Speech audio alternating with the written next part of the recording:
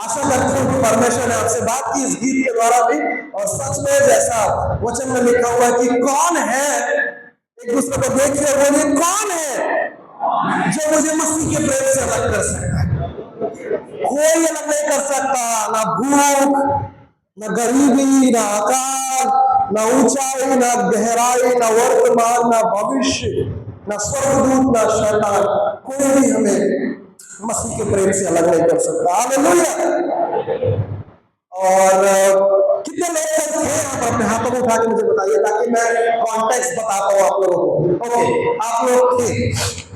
हम लोगों ने कल सीखा था परीक्षा के बारे में, और हम लोगों ने सीखा था कैसे भूख जो होता है वो इंसान के दिमाग को पागल कर देता है, ये बोल सकते हैं आप लोग। और पता नहीं क्यों परमेश्वर मुझे इस भूख, इस रोटी रोटी रोटी रोटी आपकी कलीसिया के लिए एक वचन लेकर आया है रोटी के बारे में। और आज भी जब मैं बात करने वाला हूं तो मैं रोटी के बारे में ही बात करने वाला हूं, क्योंकि अगर आप देखें तो मनुष्य की जो 3 प्राथमिक जरूरतें होती है ना, उसमें सबसे पहला नाम किसका आता है? 3 प्राथमिक जरूरतें, रोटी और मकान, ठीक है। और ये प्राथमिक जरूरत है इंसानों की। और कपड़े और मकान से भी ज्यादा जरूरी होता है रोटी। एक बार तन पे आधे अधूरे कपड़े हो, फटे पुराने कपड़े हो, चल जाएगा। एक बार आपके घर से छत टपक रही हो, पानी टपक रहा हो, चल जाएगा। पर इंसान को जीवित रहने के लिए किसकी जरूरत है? हम ऐसा डायलॉग भी मारते हैं कि तो काम तो करना पड़ता है ना, क्योंकि कौन से पेट का सवाल है? आप लोग खुद ही अपने पेट को क्या बोलते हैं बताइए। तो इस पापी पेट की भूख जो है ना वो खत्म नहीं होती है, इसको रोटी चाहिए होता, चाहिए होता, चाहिए होता। और जैसा हमने, वापस आते हैं इफिसियों में, जैसा हमने पढ़ा है, इफिसियों मेरे साथ निकालिए, और उसका पहला अध्याय में लिखा हुआ है। क्या लिखा हुआ है? मैं आपके लिए जोर से पढ़ता हूं, आप ध्यान दीजिएगा। हमने अभी पढ़ लिया है, मैं पूरा नहीं पढ़ूंगा, और पहला ही लाइन पढ़ूंगा। ये पौलुस इफिसियों की कलीसिया को बोल रहा है कि और तुम्हारे मन की आंखें क्या हो? जोर से बोलिए। तुम्हारे मन की आंखें ज्योतिर्मय हो कि तुम जान लो कि उसकी बुलाहट की आशा क्या है। Now understand this. अगर आप इस बात को समझे, पौलुस कह रहे हैं कि आपके मन की आंखें, तुम्हारी मन की आंखें ज्योतिर्मय हो, वो कहीं ना कहीं इस बात को इसीलिए कह रहा है क्योंकि इसको ऐसा दिख रहा है कि इनके आंखों, इनके मन की आंखें क्या नहीं है? ज्योतिर्मय नहीं है। इनकी मन की आंखों के सामने अंधेरा छाया हुआ है। अगर आप इसमें दूसरा कुरिन्थियों 4:4 में जाएंगे, मत खोलिए, मैं आपको बता रहा हूं, यकीन मानिए सही बता रहा हूं। दूसरा कुरिन्थियों 4:4 में जाएंगे, वहां लिखा इस संसार के ईश्वर ने ना इस संसार के लोगों की बुद्धि और उनके मन को क्या करके रखा हुआ है? जोर से बोलिए, क्या करके रखा हुआ है? हाँ, इस संसार का ईश्वर कौन है? हम लोग सोचेंगे परमेश्वर है, पर बाइबल बोलती है कि संसार के ईश्वर ने संसार के लोगों के मन की आंखों को क्या करके रखा हुआ है? अच्छा, आज का दिन यहोवा ने बनाया है, हम इसमें सबसे पहले तो आप आनंदित हो जाइए। मुझे ऐसा लग रहा है कि बहुत दुखी आप लोग, दुखी मत रहिए, आप आनंदित हो जाइए। आप आनंदित होके मुझे बताइए, जो मैं सवाल आपसे कर रहा हूं मेरे साथ बात करिए, क्योंकि अगर आप मुझसे बात करेंगे परमेश्वर ज्यादा बात करेगा आपके साथ, ठीक है। इस संसार के ईश्वर ने इस संसार के लोगों के मन की आंखों को क्या करके रखा हुआ है? अंधा करके रखा हुआ है। ये मैं नहीं कह रहा हूं, ये पौलुस कह रहा है दूसरा कुरिन्थियों 4:4 में। और वही पौलुस इफिसियों में कह रहा है कि मैं प्रार्थना करता हूं और मैं चाहता हूं कि तुम्हारे मन की आंखें ज्योतिर्मय हो। इस बात को समझिए कि जब मैं रोटी के बारे में बात कर रहा हूं, पिछले 2-3 दिनों से बात कर रहा हूं, और आज मैं जिस बारे में लेकर आया हूं बहुत बहुत ज्यादा कोई अननोन घटना नहीं है। एक छोटा सा बच्चा था, वो भीड़ में था, भीड़ में यीशु मसीह और लोगों को खिला रहा था, लोगों के साथ बात कर रहा था, वचन दे रहा था उनको, वचन जीवन का वचन खिला रहा था उनको, जीवन की रोटी खिला रहा था। और यीशु मसीह ने भीड़ को देखा, उस पर तरस खाया और अपने चेलों को पास बुला के पूछता कि इतने सारे लोग हैं, ये भूखे हैं, इनके पास, तुम्हारे पास कुछ खाने को है? ये कहते हैं कुछ नहीं है, सिर्फ 5 रोटी और 2 मछली है। यीशु मसीह रोटी को लेते हैं, उसको बोलते हैं लेकर आओ, रोटी को तोड़ते हैं, धन्यवाद देते हैं और कहते हैं 50-50 की पांतियों में बैठा दो सबको, और सबको बैठा देते हैं, सबको खिलाते हैं मछली और रोटी। और उसके बाद 5000 से ज्यादा लोग खा के तृप्त हो जाते हैं। और लिखा है बाइबल में कि कितनी टोकरियां? 12 टोकरियां ये बचाते हैं। ये घटना आप सबको पता है। ऐसा कोई है जो जिसको नहीं पता, उसको बाइबल पढ़ने की जरूरत है, ठीक है, सबको पता है, राइट। सिमिलर घटना जो शायद हम में से बहुत लोगों को नहीं पता है, सिमिलर घटना मेरे साथ निकालिए आप। ये सिमिलर घटना है जो शायद हम में से बहुतों को नहीं पता है, और ये घटना पाया जाता है, मेरे साथ निकालिए लूका, मरकुस 8 और उसका 14 में है ये।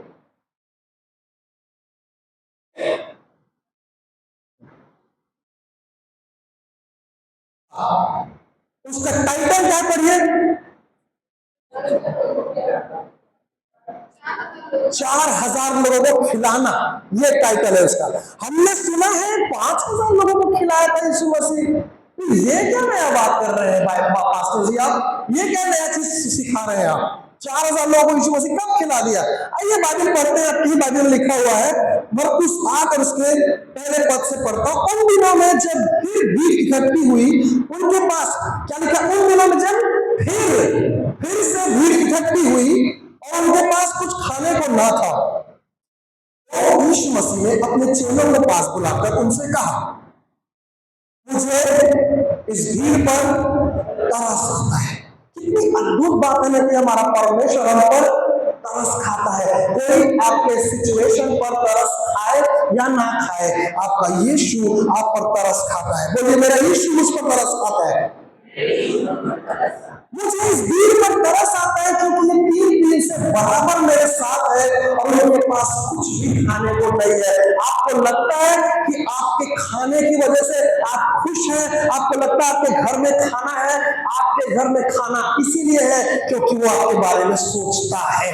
हालेलुया, वो आपके बारे में सोचता। देखिए ये लोग जो उसके आसपास थे ना, उनके बारे में सोच रहे कि 3 दिन से ये लोग भूखे हैं। जैसा मैंने कहा, यीशु मसीह को तीसरे दिन पर कुछ करने की आदत है। यीशु मसीह को तीसरे दिन कुछ करने की आदत है। यीशु मसीह अपने चेलों को कह रहा है कि 3 दिनों से इन्होंने कुछ नहीं खाया, मुझे इन पर तरस आ रहा है। और आगे देखते हैं, लिखा है तुम्हारे पास कुछ है? यदि मैं उन्हें भूखा घर भेज दूं तो मार्ग में खप कर रह जाएंगे, क्योंकि इनमें से कोई बहुत दूर दूर से आए हैं। ऐसे लोग जो कलीसिया दूर दूर से आते हैं, इस बात को ध्यान रखिए कि परमेश्वर आपके बारे में सोचता है। आगे पढ़ते हैं, उसके चेलों ने 4वें पद में 8:4 में, उसके चेलों ने उसको उत्तर दिया, यहाँ जंगल में इतनी रोटी कहां से लाए कि ये तृप्त हो? उसने उनसे पूछा तुम्हारे पास कितनी रोटियां हैं? उन्होंने कहा 7 रोटियां हैं। और उसने लोगों को भूमिकर बैठने की आज्ञा दी और वे 7 रोटियां ली और धन्यवाद करके तोड़ी और अपने चेलों को देता गया और उनके आगे रखे और उन्होंने लोगों के आगे परोस दिया। उनके पास थोड़ी सी छोटी मछलियां भी थी। अच्छा, कौन सी मछली के बारे में बात करते हैं उस दिन? भैया बात करते हो खेकसी, क्या बोल रहे थे आप? पास्टर जी अभी तो बात कर रहे थे, कौन सी मछली था? हाँ, क्या मछली तो बताइए ना। हाँ, अब मुझे नहीं पता यहाँ पर कौन सी मछली के बारे में बात चल रही है, पास्टर जी शौकीन है। यहाँ पर उनके पास थोड़ी छोटी मछलियां भी थी। उसने धन्यवाद करके मछलियों को धन्यवाद करके उन्हें भी लोगों के आगे रखने की आज्ञा दी। वे खाकर तृप्त हो गए और चेलों ने शेष टुकड़ों के कितने टोकरे उठाए? 7 टोकरे भरकर उठाए और लोग 4000 के लगभग थे। तब उसने उनको विदा किया और वो तुरंत अपने चेलों के साथ नाव पर चढ़कर दलमनूता प्रदेश को चला गया। क्या यह घटना आप लोगों को पता थी बाइबल में से? होगी तो बहुत अच्छी बात है। और अगर नहीं होगी तो इस बात को सुनिए कि यीशु मसीह ने सिर्फ एक बार 5 रोटी और 2 मछली को नहीं 5 दर्जन लोगों को खिलाया, ये सेकेंड टाइम हो रहा है, ये दूसरी बार ये घटना हो रही है। आप कहेंगे कि नहीं हो सकता प्रिंटिंग मिस्टेक हो गया होगा, मत्ती कुछ और बोल रहा है, मरकुस कुछ और बोल रहा है, पर नहीं, यीशु मसीह दूसरी बार फिर से प्रचार कर रहा है और फिर से भीड़ इकट्ठी हो गई है, और भीड़ इकट्ठी होने के बाद फिर से लोग भूखे हैं। जब लोग भूखे हैं, यीशु मसीह उनसे पूछता तुम्हारे पास कितनी रोटियां? ये कहते हैं कितनी? 7 रोटियां, थोड़ी मछलियां भी थी। यीशु मसीह ने कहा इनको लाइन से बैठा दो। यीशु मसीह ने रोटी तोड़ी और धन्यवाद दिया और बांटने को कहा, और 4000 के लगभग लोग फिर से आए। और कितनी टोकरी बच गई? कितनी टोकरी? नहीं, 12 नहीं, आप पहले वाले घटना में है। अभी कितना बचा? 7 टोकरियां अब बच गई। पहले कितना बचा था? 12 बचा था। अभी कितना बचा? ध्यान रखिएगा इस बात को ना, मिक्स मत करिएगा। अब ये घटना भीड़ का तो छोड़ दीजिए, चेलों के सामने कितनी बार हो गई है? ये घटना 2 बार हो गई है चेलों के सामने, जब यीशु मसीह ने थोड़ी सी रोटी को लेके इतने सारे लोगों को खिला दिया। यहां तक चेले बहुत खुश। और हम लोग भी देखिए कई बार ना बड़े चमत्कार जब हमारे जीवन में होते हैं तो हम छोटे छोटे छुटपुट चमत्कारों को भूल जाते हैं। मानते हैं इस बात को? मेरे घर में बड़ा कार आया, धन्यवाद का विषय है। आज तुमने रोटी खाया, ये भी धन्यवाद का विषय है। आज तुमने सुबह का सूरज देखा, हम मर के मिट नहीं गए, ये भी आपके लिए एक बड़ा विषय है, चमत्कार है। क्योंकि कई लोग हैं जो इस दुनिया को देख नहीं पाए। हम मनुष्य बड़े चमत्कारों को इतना ज्यादा एग्जैजरेट करते हैं, इतना ज्यादा बड़ी बात बताते हैं। ऑफ कोर्स परमेश्वर ने किया है, ऑफ कोर्स ये चमत्कार स्वर्ग से आया है, पर उसकी वजह से हमें छोटी छोटी बातें जो दिन प्रतिदिन हमारे लिए आशीष का कारण है, हमको उनको भूलना नहीं है। एक दूसरे को देखिए, बोलिए क्या तुम्हें याद है? मेरे को एक दूसरे को देखकर बोलिए ना, क्या तुम्हें याद है? इस बात को देखिए कि चेलों ने 5,000 लोगों को 5 रोटी 2 मछली से खाते देखा था। दूसरी बार 7 रोटी और कुछ मछलियों से 4000 लोगों को खाते देखा था। यहां पर 12 टोकरियां बच गई थी, यहां पर 5 टोकरियां बच गई। अब 7 टोकरियां बच गई। आप लोग हैं मेरे साथ? मैं खुद भूल गया था। पर आते हैं 12 और 7 कितना हो गया? 19 टोकरियों का हिसाब आपसे मांगूंगा। रुकिए, आगे बढ़ते हैं। 8 के 14 में जाते हैं। पहला ही लाइन इतना दुख से भरा है जब मैं इसको पढ़ रहा हूं। क्या लिखा? पहला लाइन पढ़िए।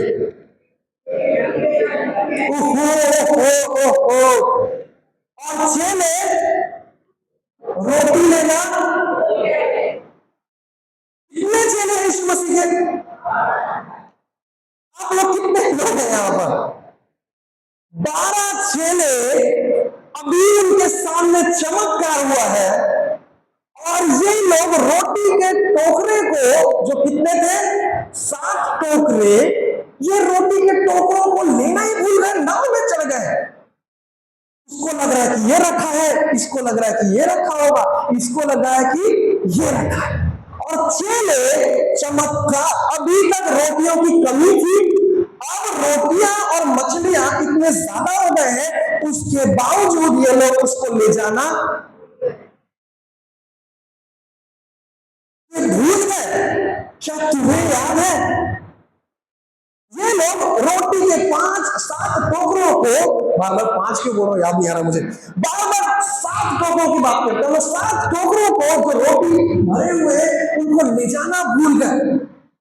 और आगे लिखा हुआ है कि चेले रोटी लेना भूल गए थे और नाव में उनके पास एक ही रोटी थी। मुझे समझ नहीं आता ये कौन सा चेला होगा जो जेब में एक रोटी लेके आ गया है। अपना जुगाड़ उसने कर लिया है, अपना कर लिया है कि भाई दूसरों को पता नहीं, मैं अपना एक रोटी लेके चल रहा हूं। और बाइबल में लिखा भी हुआ बकायदा कि एक रोटी उनके 12 लोग हैं, एक एक रोटी भी सब लेके आते तो 12 रोटी हो जाती थी। एक रोटी लेकर आए और बाकी सारा टोकरे को छोड़ दिए। 7 टोकरों को छोड़ दिए। आगे पढ़ते हैं 15 में। उसने उन्हें चिताया, यीशु मसीह कुछ और चिता रहा है उनको, यीशु मसीह कुछ सिखाने की कोशिश कर रहा है। देखो, फरीसियों के खमीर और हेरोदेस के खमीर से चौकस रहो। सिखा रहा है कि फरीसियों की शिक्षाओं से, उनकी बातों से दूर रहो। लेकिन ये लोग क्या सोच रहे हैं 16वें पद में? वे आपस में विचार करके कहने लगे, हमारे पास रोटी नहीं है। आपस में सोच के, विचार करके एक दूसरे से कह रहे हैं कि हमारे पास क्या नहीं है। किसकी गलती? किसकी गलती कि तुम्हारे पास रोटी नहीं है? देने वाले ने तो दे दिया, तुमको याद आया उसको उठाने का। और बाइबल बताती है ये यीशु मसीह कुछ और बात कर रहा है। ये लोगों को लग रहा है कि ये रोटी के बारे में बात कर रहे हैं, क्योंकि खमीर शब्द यूज हुआ है। तो ये जानकर यीशु ने उनसे कहा, तुम क्यों आपस में ये विचार कर रहे हो कि हमारे पास रोटी नहीं? क्या अब तक तुम नहीं जानते और नहीं समझते? क्या तुम्हारा मन कठोर हो गया है? 18वां पद, क्या आंख रखते हुए भी नहीं देखते और कान रखते हुए भी नहीं सुनते? और क्या तुम्हें स्मरण नहीं? यीशु मसीह पूछ रहा है, क्या तुम्हारी आंखें हैं उसके बाद भी तुम नहीं देख पा रहे हो? तुम्हारे कान है पर फिर भी तुम नहीं सुन पा रहे हो? और यीशु मसीह दिल की गहराई से उनको बोल रहा है, अब तक तुमको याद नहीं आया? क्या तुम्हें स्मरण नहीं? यीशु मसीह हिसाब गिनवा रहे हैं। देखिए 19वां पद, क्या तुम्हें स्मरण नहीं कि जब मैंने 5000 के लिए 5 रोटियां तोड़ी थी तो तुमने टुकड़ों की कितनी टोकरियां भरकर उठाई थी? उन्होंने कहा 12। जब 4000 के लिए 7 रोटियां थी तो तुमने टुकड़ों के कितने टोकरे भरकर उठाए थे? उन्होंने कहा 7।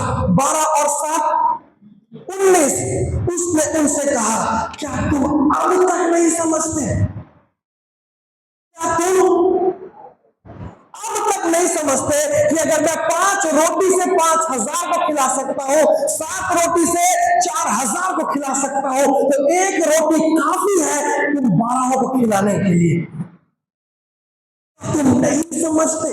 क्या तुम अब तक नहीं समझते? क्या तुमको याद नहीं कि मैंने क्या किया तुम्हारे लिए? तुम्हारे सामने तुमने रोटियों को बढ़ते देखा है, लेकिन अब जब तुम्हारे पास एक रोटी है तुमको समझ नहीं आ रहा। तुम्हारे आंख रहते तुमको दिखाई नहीं दे रहा है, तुम्हारे कान रहते तुमको सुनाई नहीं आ रहा। क्या तुमको समझ नहीं आ रहा है कि मैं क्या कर सकता हूं? एक रोटी परमेश्वर के हाथों में हजारों को खिलाने के लिए काफी है प्रियो। हालेलुया। आपका एक टैलेंट परमेश्वर के हाथों में दुनिया को हिलाने के लिए काफी है। आपका एक बाइबल जो आपके हाथ में है, इसने दुनिया को हिला के रख दिया। मैं आपको कहना चाहता हूं, आपके पास जो भी है, हो सकता है आपके हाथों में वो कम है, थोड़ा है, पर परमेश्वर को देकर देखिए। जब आप परमेश्वर को देते, आपकी सैलरी 10,000 क्यों ना हो, दशवांश निकालिए 1000, वो थोड़ा सा सैलरी में से 1000 परमेश्वर को दे दीजिए। वो 1000 परमेश्वर के हाथों में 10 लाख से कई गुना ज्यादा है। हालेलुया। क्योंकि हमारे सोसाइटी में, हमारे संसार में 10 का 20 देते हैं।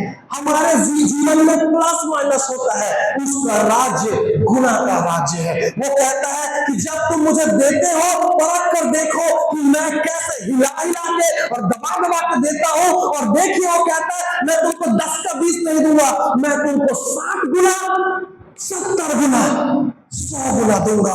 बैंक भी इतना आपको ब्याज नहीं देगा जितना स्वर्ग का राज देता है। लेकिन हम इतने ज्यादा भोले लोग हैं, या हम भोले बनते हैं कि जब परमेश्वर को दशवांश देने की बात आ जाती है तो हमारा जेब अपने आप खाली होने लगते हैं। मैं आपको बताना चाहता हूं, अगर आपको याद नहीं है तो मैं आपको लेके जाता हूं। तो विधवा 2 दमड़ी डाल रही है।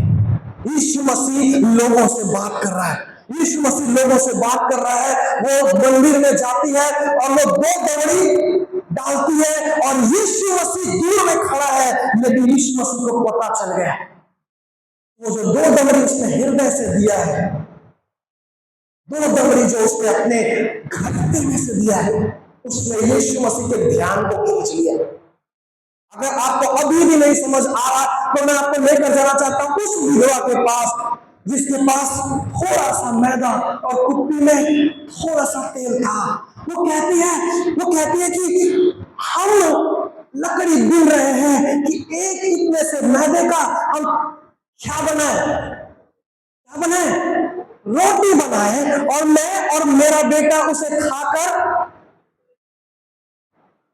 परमेश्वर का दूत, परमेश्वर का भविष्यद्वक्ता वहां पर आता है और कहता है वो सब कुछ छोड़ मुझे दे दे। मुझे नहीं पता कि अभी भी आप देख पा रहे हैं कि नहीं देख पा रहे हैं। उस औरत के लिए, उस विधवा के लिए वो मैदा कितना सा था? थोड़ा सा था। लेकिन जब उसने उसे परमेश्वर के हाथ में दिया, बाइबल बताती है जब तक अकाल रहा उसके कुप्पी से तेल खत्म नहीं हुआ और उसके जार से मैदा खत्म नहीं हुआ। Hallelujah, hallelujah. थोड़ी सी चीज जो आपको लगती है कम है, परमेश्वर के सामने लाकर रख दीजिए, परमेश्वर को दे दीजिए। आपका बेटा छोटा सा है, उस छोटे से बेटे को परमेश्वर के सामने लाकर रख दीजिए। देखिए परमेश्वर उस छोटे से बच्चे से क्या क्या करवाता है। आमीन, हालेलुया। इस बात को समझिए कि चेलों को अभी तक स्मरण ही नहीं आ रहा है, चेले अब तक समझ ही नहीं रहे हैं परमेश्वर ने आपके जीवन में कितने काम किए हैं। मेरा एक्सीडेंट होने वाला, एक्सीडेंट हो चुका था, मेरी गाड़ी आगे से हाफ हो चुकी थी, मैं गाड़ी चलाते हुए जा रहा था और जब मेरा एक्सीडेंट हुआ, आगे से टक्कर हुई, मेरी गाड़ी डिवाइडर से कूद के नीचे गिरी, मेरा गाड़ी चिपटा हो गया, पूरा आगे से चिपट गया, सारा एयर बैग खुल गया, बिना स्क्रैच के मैं बाहर निकला। और आज मैं परमेश्वर का धन्यवाद देता हूं, लेकिन आज भी मेरे मन में कहीं ना कहीं डर रहता है कि क्या हुआ तो कहीं एक्सीडेंट ना हो जाए। और मेरे को परमेश्वर याद दिलाता है कि वो तुझे तब बचाया था तो आज भी बचाएगा। तेरा मन क्यों भयभीत है, क्यों तू डरा जाता है? और परमेश्वर की एक अदा है, परमेश्वर की एक खास बात है, परमेश्वर जो काम करता है वो डंके की चोट पे करता है। हालेलुया। परमेश्वर चाहता था, अगर चाहता तो वो इस्राएलियों को कुएं से, रास्ते से लेकर जाता, लेकिन क्योंकि उसको मिस्रियों को दिखाना था कि मैं कितना शक्तिशाली हूं, मैं तेरे हाथ में कितनी सामर्थ है, उसने अपने एक हाथ को, जब मूसा ने अपने हाथ को समंदर की तरफ बढ़ाया, समंदर दो भाग हो गया और इस्राएली लोग उसके बीच से होकर चले गए। और अब मूसा को परमेश्वर कहता है, यहोशू को परमेश्वर कहता है कि तुम अपने बच्चों को मेरे कामों के बारे में क्या करो, व्यवस्था विवरण निकालिए। आपको लगता है झूठ बोल रहा हूं मैं।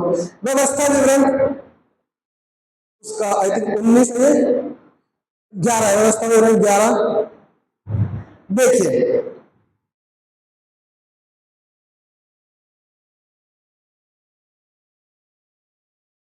लिखा है वहां पर, व्यवस्था विवरण 11 का टाइटल क्या है? प्रभु की महानता। और परमेश्वर यहां पर लोगों को आदेश दे रहा है, उसने अपने हाथ, आप घर जाके पढ़िएगा, इतना समय नहीं है। आप अगर शुरू से पढ़ेंगे 11वां अध्याय, परमेश्वर अपने कामों के बारे में वहां पर बता रहा है। और 11वां का अगर आप सीधा निकलो 19वें पद में, वहां पर लिखा है घर में बैठे, मार्ग पर चलते, लेटते उठते इनकी चर्चा करके अपने बच्चों को सिखाया करना और उन्हें अपने अपने घर के चौखट के बाजुओं और अपने फाटकों के ऊपर लिखना। परमेश्वर चाहता है कि हम उसके कामों को याद करें और लोगों तक बताएं। देखिए जब आप किसी चीज को याद करते, जब मैं पहली बार यहाँ पर आया, मतलब अभी जब मैं आया, आई थिंक बुधवार को मैं यहाँ पर आया और अगली सुबह ही मेरा दरवाजा बजा, ठक ठक ठक ठक, और मैं दरवाजा खोला तो सर आए थे। और सर आके सबसे पहला सवाल ये करते हैं, आपको याद है आप आए थे? मैं बोला मेरे को तो मालूम, मेरे को तो याद है मैं आया था, मैं भी था वहां पर। अब मैंने उनको थोड़ा सा समय लगा क्योंकि बहुत पहले आया था, और मैंने उनको देखा, उनका चेहरा मुझे याद आया। अगर मैं उनको बोलता नहीं याद आया, मेरे को नहीं याद आया, बुरा लगता है उनको। सर वाकई मैं याद कर चुका हूँ, मैं याद मेरे को कह याद है, पर एक उदाहरण दे रहा हूँ कि अगर मुझे याद नहीं आता, नहीं होता याद, तो कहीं ना कहीं बुरा लगता है। आप इस बात को देखिए, जब आपकी जब शादी हो चुकी होगी, जो लोग 20-30 साल पुराने लोग हैं जिनकी शादी हो गई होगी, या जो 10 साल 5 साल पुराने भी आप जोड़े होंगे, आप जब अपने बच्चों को या अपने आसपास के लोगों को अपने शादी के बारे में बताते हैं, तो वो लोग तो बाद में मुस्कुराते हैं, आप खुद ही मुस्कुराने लग जाते हैं अपने शादी के बारे में बातों को याद कर करके। हमारी शादी में ऐसा हुआ था, मैं कढ़ाई में खाना खा ली थी, इसलिए बारिश हो गया था हमारी शादी में, और लूना के लाइट में हमारी शादी हुई है। मेरे मम्मी पापा की ऐसी हुई थी, बिजली चला गया था, उन्होंने 2 गाड़ी लगा के लाइट में शादी की थी। और जब ये सब बातों को हम याद करते हैं, आपकी पहली मुलाकात, और उसके बाद जब शादी हुई, शादी के बाद आप घूमने गए, ये जो यादें हैं ना, ये यादें जो है वो आपके लिए बहुत इंपॉर्टेंट है। मेमोरीज आर वेरी स्पेशल, बहुत विशेष होती है यादें। अब कल जब मैं यहाँ से चला जाऊंगा, तो कुछ लोग तो जरूर होंगे जो मुझे याद करेंगे, और मैं भी जाके कुछ चेहरों को जिनको मैं देख देख के प्रचार कर रहा हूँ, ये चेहरों को मैं याद रखूंगा, ताकि अगली बार जब आए आप और मेरा दरवाजा खटखटाए, अगली बार मैं आऊं जब आप दरवाजा खटखटाएं, तो मैं आपको क्या कहूं, हाँ मुझे आपका चेहरा, आपके चेहरे पे स्माइल आ जाएगी। परमेश्वर के कामों को जब हम याद करते हैं ना, परमेश्वर के चेहरे पे मुस्कुराहट आ जाती है प्रिय। हालेलुया। इस बात को देखिए कि जब आप जरूरत में हो और मेरे पास आए कि भैया मुझे 50,000 रुपए की जरूरत है, और मैंने आपकी मदद कर दी 50,000 की, और मैं कहीं जाके कुछ नहीं बोल रहा हूं, पर अब अचानक से हम एक भीड़ में है और अचानक से उन्होंने बताया कि एक बार ना मुझे जरूरत थी, इस भाई ने मेरी मदद की, और उस बात को सुन के मैं आनंदित तो होगा, लेकिन मेरे चेहरे पे मुस्कुराहट आ जाएगी कि परमेश्वर ने मुझे इस काबिल बनाया कि मैं किसी की मदद कर सकूं। सोचो, हम इंसान लोग अपने कामों को सुन सुन के इतना खुश होते हैं, जब हम परमेश्वर के कामों के बारे में बात करते हैं, वो हमारा पिता है, जो हम जब उसके कामों के बारे में बात करते हैं, वो खुश होता है, वो प्रसन्न होता है, और जब जब हम उसके कामों को भूल जाते हैं, वो कहता है अंधे हो गए हो क्या, आंख रहते तुमको दिखाई नहीं देता, अब तक मैंने किया है तो आगे क्यों ना करूंगा। हालेलुया। अब तक यहोवा ने सहायता की, तो आगे क्यों नहीं करेगा। लेकिन चेलों को अभी भी याद नहीं आ रहा है, चेलों को अभी भी स्मरण नहीं आ रहा है। यीशु मसीह रोटी तोड़ रहा है, उसके बाद भी चेलों की आंखें अंधी हो गई। आपके पास समय है तो और गहराई में जा सकते हैं हम लोग, है समय।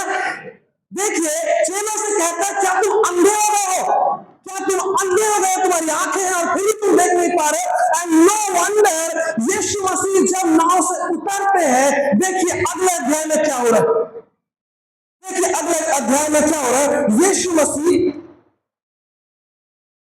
21वें पद में, 8 का 21, मरकुस 8 और उसका 21, उसने उनसे कहा क्या तुम अब तक नहीं समझते। और 22वें पद में देखिए क्या हो रहा है, वे बैतसैदा में आए और लोग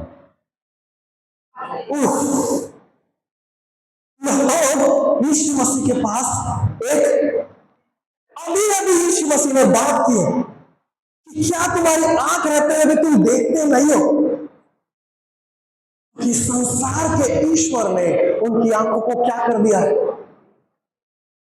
फिर से जोर से ट्राई करते हैं, इस संसार के ईश्वर ने उनकी आंखों को क्या कर दिया, अंधा कर दिया। अगले ही पल यीशु मसीह के सामने बैतसैदा में कुछ लोग अंधे को लेकर आते हैं और उससे विनती करते हैं कि उसको क्या करे, छुए। लोग आते हैं अंधे को लेकर और उससे विनती करते हैं कि उसको छुए। उसकी एक छुअल आपके जिंदगी को बदलने के लिए काफी है। हालेलुया। आप कलीसिया आए और अगर आप उसके छुअल को लेके लिए बिना अगर आप वापस जा रहे हैं प्रयोग, आपके हालात नहीं बदलेंगे। मैं विश्वास करता हूं कि जैसे मैं वचन बोल रहा हूं, परमेश्वर का हाथ इसी समय आपको छुए और उसकी छुअन आपके हालातों को बदले, आपके जीवन को बदले। जिस एरिया में आप स्ट्रगल कर रहे हैं, उस स्ट्रगल को दूर करे आपसे। एंड नो वंडर यीशु मसीह के पास बैतसैदा में ये लोग, कुछ लोग अंधे को लेकर आ रहे हैं, आत्मिक अंधा, शारीरिक अंधापन लेकर आ रहे हैं। यीशु मसीह ने क्या लिखा है आगे? यीशु मसीह ने क्या किया? वो यीशु मसीह ने उस अंधे का हाथ पकड़ा और उसे गांव से बाहर ले गया। यीशु मसीह ने उस अंधे का हाथ पकड़ा और उसे गांव से बाहर ले गया, उसकी आंखों में थूक कर उस पर हाथ रखे और उससे पूछा, क्या तू कुछ देखता है? उसने आंख उठाकर कहा, मैं मनुष्यों को देखता हूं, वे मुझे चलते हुए पेड़ों के जैसे दिखाई देते हैं। पता नहीं पेड़ चलते कैसे हैं और उसको कैसे दिख रहा है चलते हुए पेड़। और ये कहता है मैं मनुष्यों को देखता हूं, वो मुझे चलते हुए पेड़ों जैसे दिखाई देते हैं। तब उसने दोबारा उसकी आंखों पर हाथ रखे और अंधे ने ध्यान से देखा। अब मैं ये नहीं बोलूंगा एक दूसरे को देखिए और बोलिए ए अंधे ध्यान से देख, पर अंधे ने ध्यान से देखा। बोलिए अंधे ने ध्यान से देखा। वो चंगा हो गया और सब कुछ साफ साफ देखने लगा। उसने उसे यह कहकर घर भेजा, इस गांव के भीतर पांव भी मत रखना। शारीरिक आत्मिक अंधापन, शारीरिक अंधापन। लोग यीशु मसीह के सामने इस अंधे को लेकर आए। यीशु मसीह ने सबसे पहले उसके लिए क्या किया पता है? उसके हाथ को पकड़ा और उस जगह से उसको बाहर निकाल दिया। कई बार आपका अंधापन इसीलिए नहीं आपके पास से हट रहा है क्योंकि जिस वातावरण में आप हैं वो आपके लिए हानिकारक है। एक मछली पूरे तालाब को गंदा कर देती है। यहां तो पूरा तालाब ही गंदा है और उसमें से एक मछली आई हुई है जिसको देखना है। यीशु मसीह ने उसे चंगा नहीं किया, पहले उसके वातावरण को चेंज किया। अगर आप अभी भी किसी ऐसे वातावरण में हैं जो आपको अंधा कर रही है, जो आपको परमेश्वर से दूर कर रही है, जो परमेश्वर के आश्चर्य कर्मों को याद करने से और उसको देखने से रोक रही है, ये परमेश्वर की गलती नहीं है, ये आपके वातावरण की गलती है। अपने एटमॉस्फेयर को, अपने वातावरण को छोड़ो, उससे बाहर निकलो। और बाइबल बताती है जब ये बाहर लेकर गया ना, यीशु मसीह ने उसको पहली बार जब छुआ उसको कुछ कुछ दिखाई देने लगा, लेकिन जब दूसरी बार छुआ उसको सब कुछ साफ साफ दिखाई देने लगा। क्योंकि ये जिस वातावरण से आता है, जिस वातावरण जिस नगर से ये आ रहा है, वहां पर उस नगर को अविश्वासी नगर कहा गया है। कई बार हमारी आंखें इसलिए नहीं खुल पा रही है क्योंकि हमारे अंदर किसकी कमी है? वो से बोलिए, आइए निकालिए मेरे साथ। ये बैतसैदा नगर की घटना है, ठीक है? और उसके बाद मेरे साथ निकालिए आप लूका और उसका 10वां अध्याय, लूका 10 और उसका 13 में क्या लिखा, ध्यान से देखिए। हाय खुराजीन, हाय बैतसैदा,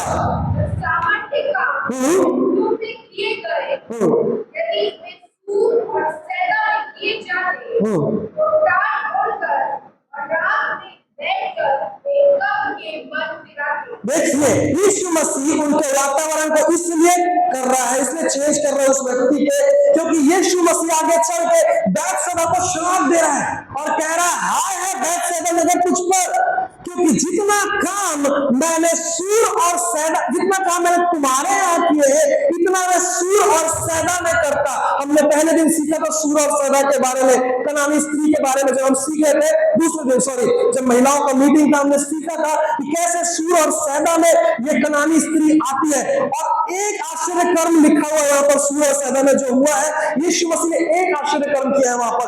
लेकिन बैतसैदा से कह रहा है, बैतसैदा नाम का मतलब है मछलियों का शहर, मछुआरों का शहर।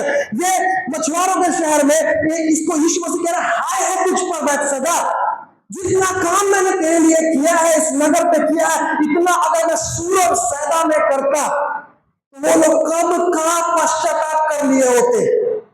मैं किसी को बुरा नहीं मनाना चाहता, पर बोलना चाहता हूं हाय है ऐसे लोगों पर जो परमेश्वर के कामों को अब तक देखते आए हैं और उसके बाद भी उनका विश्वास कांपने लगता है। उसके बाद भी वो कहते हैं परमेश्वर मेरे साथ ऐसा क्यों हो रहा है। हाय है ऐसे लोगों का जो परमेश्वर के महान कामों को अपनी आंखों से देखे हैं और उसके बाद भी आज उनकी आंखें बंद हो गई है, उनके आंख रहते हुए भी वो देख नहीं पाते, कान रहते हुए भी सुन नहीं पा रहे और उनको स्मरण ही नहीं है। क्या तुम्हें स्मरण है कि उसने मेरे लिए क्या कुछ ना किया? शायद मैं ऐसा मानता हूं, इसीलिए ये रोटी तोड़ने का कॉन्सेप्ट इतना जरूरी है। इस संसार के ईश्वर ने, बहुत गहरी बात कर रहा हूं, ध्यान से सुनिए, इस संसार के ईश्वर ने इस संसार के लोगों की मन की आंखों को क्या करके रखा है? क्या करके रखा है? बंद करके रखा है। शायद इसीलिए यीशु मसीह जीवन की रोटी बनकर आया है। अब आप बोलेंगे कि रोटी का और आंखों का क्या कनेक्शन है? बोलेंगे, जरूर बोलेंगे, लेकिन मैं आपको बताना चाहता हूं इसीलिए यीशु मसीह बार बार रोटी को तोड़ रहा है। 5,000 के लोगों के बीच में रोटी तोड़ा, बांट दिया।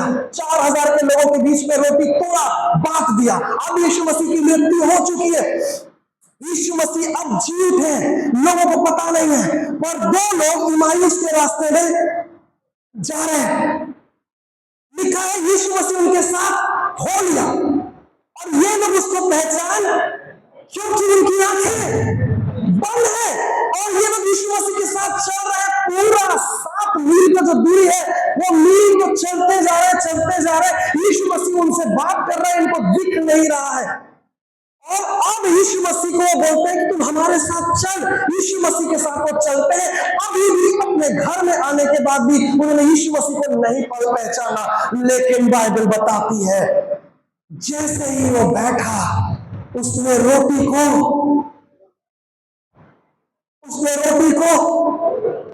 पढ़ते हैं, यकीन नहीं हो रहा आपको, लूका निकालिए मेरे साथ, और लूका का 24वां अध्याय, इमायूस के रास्ते में।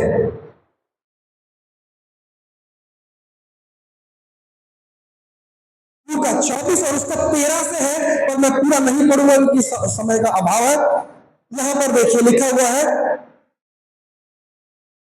जैसे ही 29वें पद से पढ़ता, 28वें पद से पढ़ता हूं। इतने में वे गांव के पास पहुंचे जहां वे जा रहे थे और उसके ढंग से ऐसा जान पड़ा कि वो आगे बढ़ना चाहता है, परंतु उन्होंने यह कहकर उसे रोका हमारे साथ रहे, क्योंकि संध्या हो चली और दिन अब बहुत ढल गया है। तब वो उनके साथ रहने के लिए भीतर गया और जब वह उनके साथ भोजन करने बैठा, अभी भी उनकी आंखें नहीं खुली है, तो उसने रोटी लेकर धन्यवाद दिया और उसे तोड़कर उनको देने लगा। तब उनकी आंखें खुल गई। हमारी आंखें जब तक नहीं खुलेंगी तब तक हम परमेश्वर के कामों को याद नहीं कर पाएंगे, और जब तक हम परमेश्वर के कामों को याद नहीं करेंगे हम विश्वास से आगे बढ़ नहीं पाएंगे। आप मदद उसी से मांगते हैं जिसने आपके लिए पहले मदद किया है। उसने मदद किया है, उससे मदद मांग के देखो, वो जरूर करेगा। मैं आपको चैलेंज के साथ ये कहना चाहता हूं, परमेश्वर के पास आइए, उसके कामों को, इसलिए हम स्तुति करते हैं प्रियो, स्तुति हम इसीलिए करते हैं कि तूने जो जय जयकार मेरे लिए क्या कुछ ना किया। हम स्तुति इसलिए करते हैं क्योंकि उसने हमारे लिए जो किया है। दाऊद कहता है हे मेरे मन तू यहोवा को धन्य कहे और उसके किसी उपकार को ना भूलना। और उसके बाद दाऊद उसके कामों को याद रखता है, क्योंकि वही तो मेरे सब रोगों को चंगा करता है। कितने लोग आज तक जिंदगी में बीमार नहीं पड़े? अपना हाथ उठाइए। कितने लोग आज तक जिंदगी में बीमार नहीं पड़े? हम सब बीमार पड़े, वही तो तेरे सब रोगों को चंगा करता है। जितने लोग चंगाई पाए बोले हालेलुया। मेरे जीवन में जितनी चंगाई आई है ये किसी इंसान के द्वारा नहीं आई है, ये उसके हाथों का काम है जो मेरे शरीर पर प्रकट हुआ है। यदि आप आज चंगे हैं ये उसका काम है, और उसके कामों को याद करके उसका धन्यवाद करें। बोले हे मेरे मन तू यहोवा को धन्य कह और उसके किसी उपकार को ना भूलना, क्योंकि वही तो तेरे पापों को क्षमा करता है। कोई है यहाँ पर हाथ उठा के बोल सकता है जिसने जिंदगी में कभी पाप नहीं किया? कोई तो होगा, कोरबा अच्छा शहर है, यहाँ तो होगा कोई ना कोई। सब पापी है, यही सब पापी थे, और अब उसने मेरे पाप को उदयाचल से अस्ताचल जितना दूर है उसने उतना दूर कर दिया है, और हम उसके हाथों के कामों को याद ही नहीं करते। परमेश्वर के कामों को जब हम याद करते हैं हम आशीषित होते हैं, परमेश्वर आनंदित होता है, और जब पिता आनंदित होता है तो इस बात को समझिए कि आपके आशीष को कोई नहीं रोक सकता है। मैं आपको एक कुंजी दे रहा हूं, एक चाबी दे रहा हूं, एक की दे रहा हूं। इस बात को समझिए कि आपके जीवन में अगर आपको आशीष प्राप्त करना है उसके पुराने कामों को याद करना अपने जीवन में शुरू कर दीजिए। धन्यवाद हो प्रभु। अच्छा, आपको पता है हम लोग हमेशा परमेश्वर को धन्यवाद देते हैं उन दरवाजों के लिए जो हमारे जीवन में खुले हैं। जिन दरवाजों को परमेश्वर ने बंद किया है आपको उनके लिए भी उसका धन्यवाद करने की जरूरत है। हालेलुया। क्योंकि कई बार मैं गलत रास्ते पर जा रहा था और मैंने सोचा था कि अगर ऐसा होगा तो ऐसा होगा, परमेश्वर ने उस दरवाजे को बंद करके रखा, क्योंकि परमेश्वर मुझे जानता है और परमेश्वर ने मेरे भविष्य को देखा है। परमेश्वर के हाथों के कामों को हम इसीलिए याद नहीं कर पाते हैं क्योंकि शैतान ने हमारे मन की आंखों को क्या कर दिया है। लेकिन यीशु मसीह के पास एक जबरदस्त इलाज है। रोटी को जब वो तोड़ता है, उस रोटी को जब हम खाते हैं हमारी आंखें, हम प्रभु भोज में शामिल होंगे। और मैं जानबूझ के आज इस बात को लेकर आना चाहता था ताकि आज रात हम अपने आप को तैयार करें जब हम उसके पवित्र मेज में शामिल हो।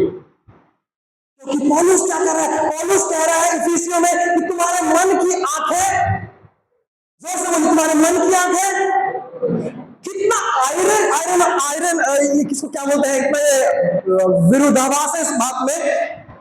ये वो व्यक्ति बोल रहा है कि तुम्हारे मन की आंखें ज्योतिर्मय हो, जो खुद 3 दिन के लिए क्या हो गया था, वो जा रहा था, याद होगा आपको, कौन से रास्ते में, जोर से दमिश्क के रास्ते में वो जा रहा था।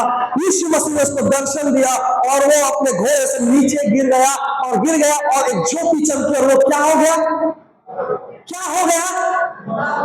इस बात को समझिए कि वो व्यक्ति लिख रहा है इस बात को जो खुद अंधा हो गया, और जब उसकी आंखें चले गई, जब उसका आई साइट चला गया, उसका इन साइट खुल गया, जब उसकी शारीरिक आंखें बंद हुई उसकी आत्मिक आंखें खुल गई और उसने कहा तू कौन है प्रभु, तू कौन है प्रभु।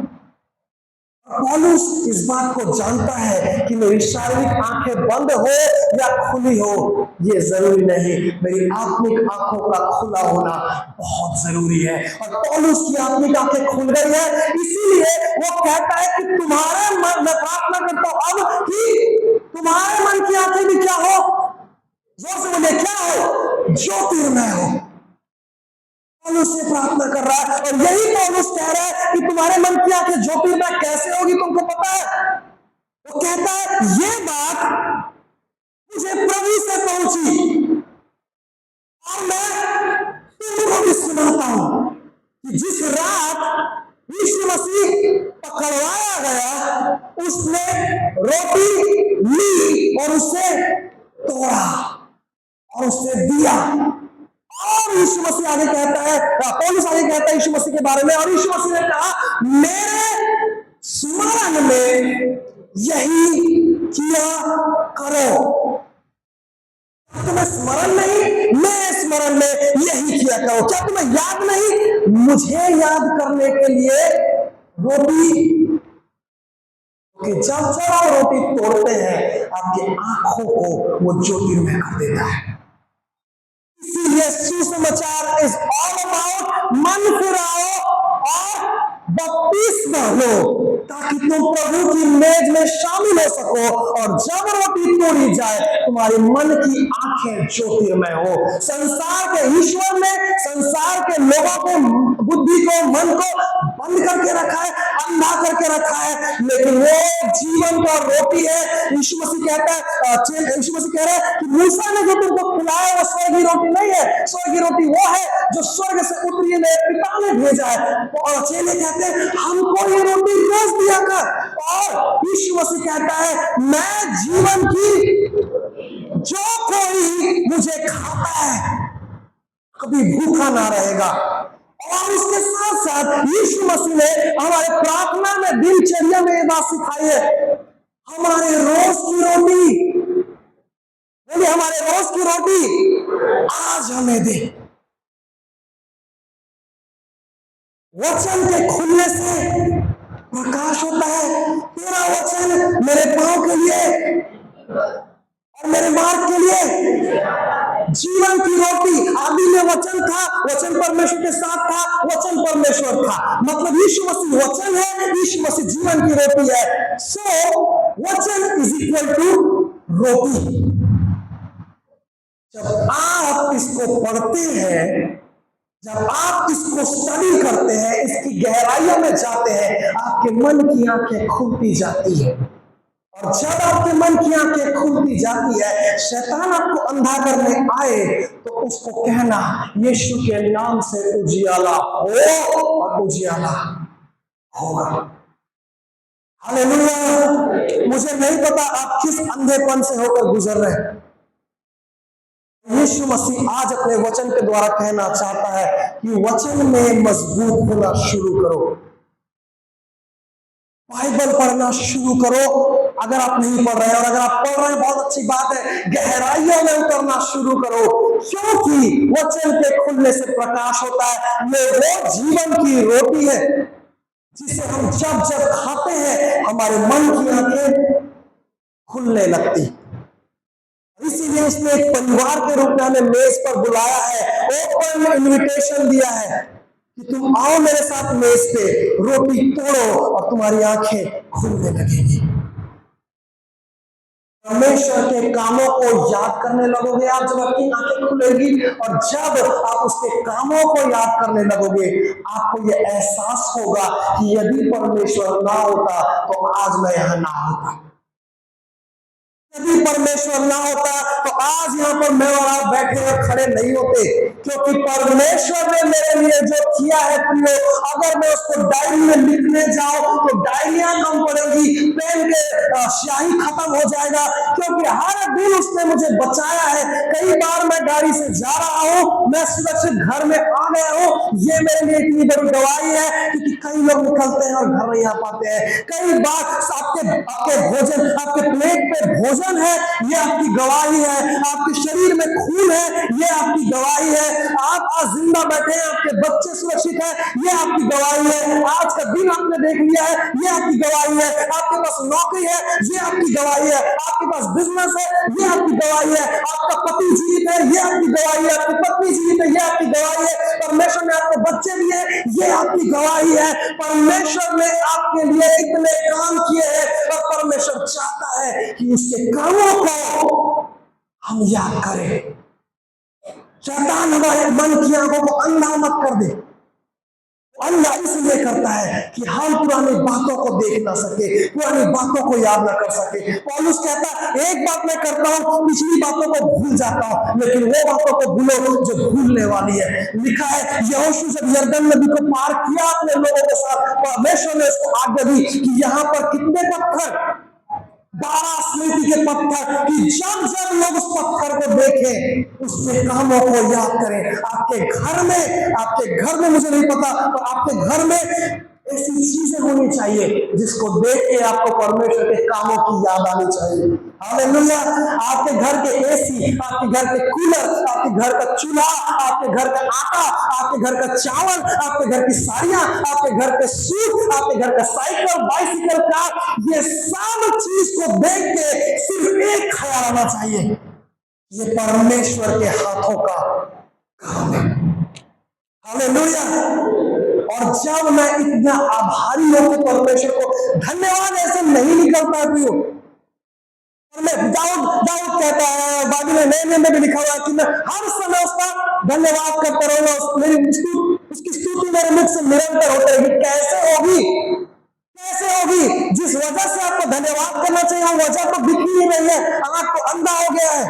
इसीलिए रोटी तोड़ो, उसकी मेज में शामिल हो, वो इस रोटी को खाते जाओ, इस रोटी को तोड़ते जाओ, पढ़ते जाओ, और जब आंखें खुलेंगी आपको एहसास होने लगेगा कि आज जो मैं हूं वो उसकी वजह से हूं, और तेरा धन्यवाद हो परमेश्वर। कोई है जो अपने हाथों को उठा देता है, प्रभु तेरा धन्यवाद। आइए स्थानों पर खड़े हो जाए, हम लोग अपने स्थानों पर खड़े हो जाए और हृदय से धन्यवाद करें जो परमेश्वर ने दिया है। मैं प्रार्थना करता हूं कि इसी समय ये वचन रूपी रोटी आप तक पहुंचे, और ये रोटी जब टूट रही है यहां पर, आपके आत्मिक आंखें ज्योतिर्मय हो, आपकी आत्मिक आंखें ज्योतिर्मय हो, आप देख सके कि उसने आपके लिए कैसे कैसे काम किए, और जब आप उसको देख पाएंगे तब आपके हृदय से धन्यवाद निकलेगा, तब आपके हृदय से स्तुति निकलेगी जो स्वर्ग तक पहुंचेगी और आपके स्वर्गीय परमेश्वर के चेहरे पर मुस्कुराहट को लेकर आएगी। अपनी आंखों को बंद करें इस समय में, परमेश्वर आपकी आंखों को खोल रहा है, आपकी आत्मिक आंखों को खोल रहा है। कहे परमेश्वर से जो है प्रभु उसके लिए धन्यवाद, डी मेजर प्रभु उसके लिए तेरा धन्यवाद,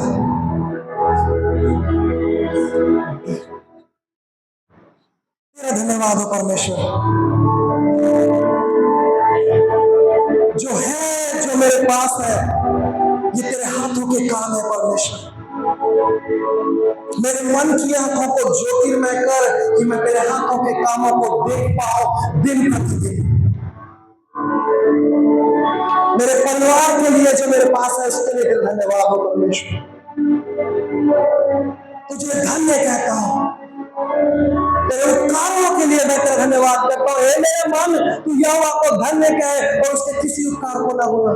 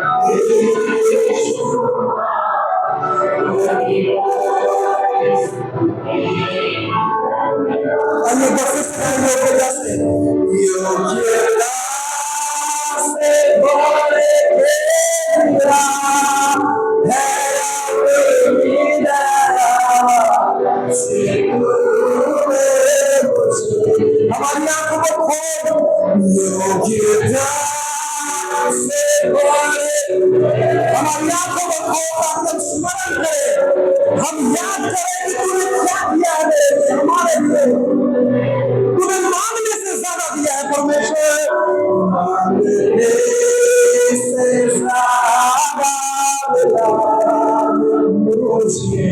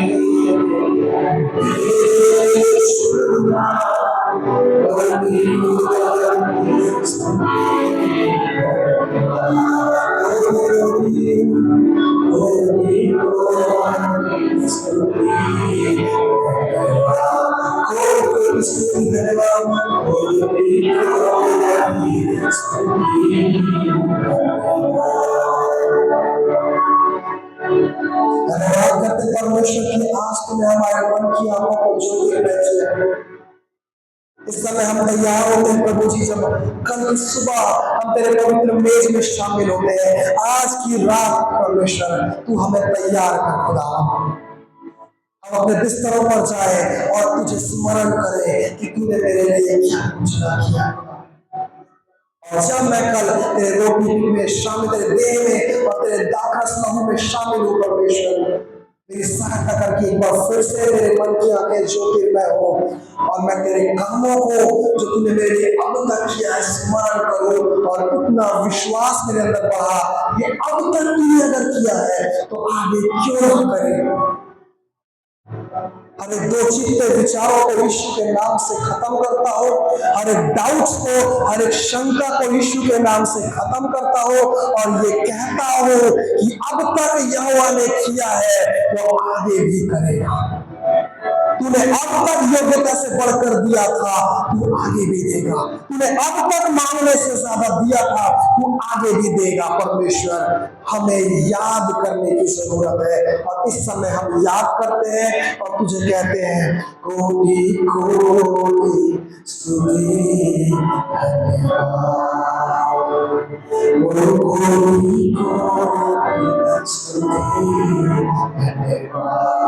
आखिरी बार कोटि कोटि स्तुति